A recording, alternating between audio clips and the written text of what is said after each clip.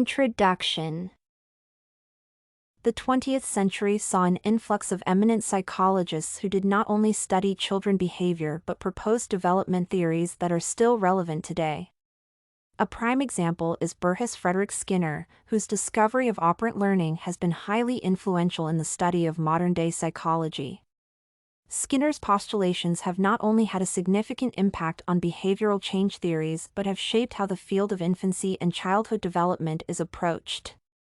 While Erik Erikson's psychosocial development theory would be useful in measuring childhood development, it is still limited as it mainly focuses on personality, whereas Skinner's stimulus-response theory explains how the environment can be adjusted to implement behavioral change.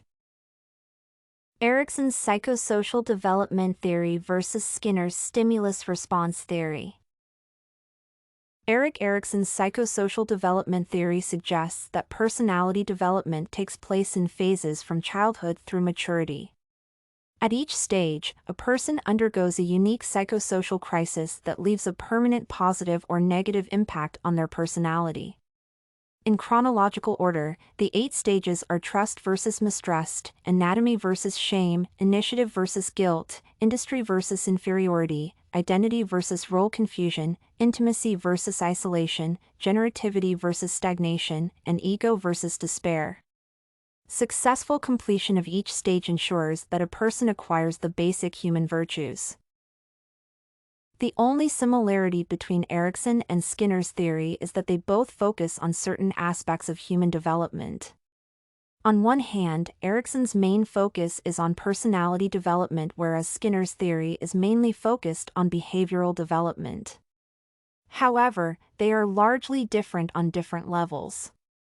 For instance, Erikson's theory revolves around an aspect of social development which occurs at specific age groups in life.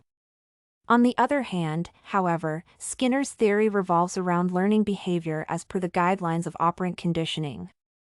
Skinner proposes that change occurs when consequences are reinforced, while change in Erikson's theory is as a result of conquering a psychosocial dilemma.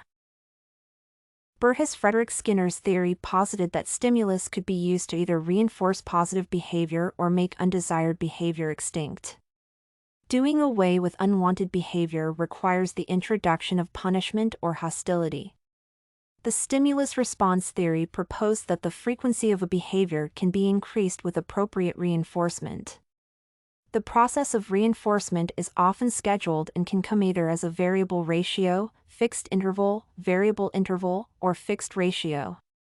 Therefore, unlike classical conditioning, where learning is said to be unconscious and uncontrolled, Skinner's classical conditioning experiments revealed that learning is a scheduled process. Skinner's stimulus-response learning offers a solid foundation for examining child development behavior. Since stimuli do not exist in a vacuum and that it greatly affects the behavior of a child as it grows, then it can be deduced that the environment plays an important role in childhood development. Using operant conditioning, researchers have found that the onset of development phenomena such as early communication, auditor perception, social referencing, and joint attention are all developed from interacting with the environment.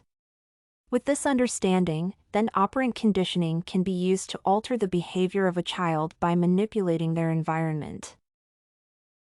A child who has been brought up in a home full of hostile aggression will have their development affected.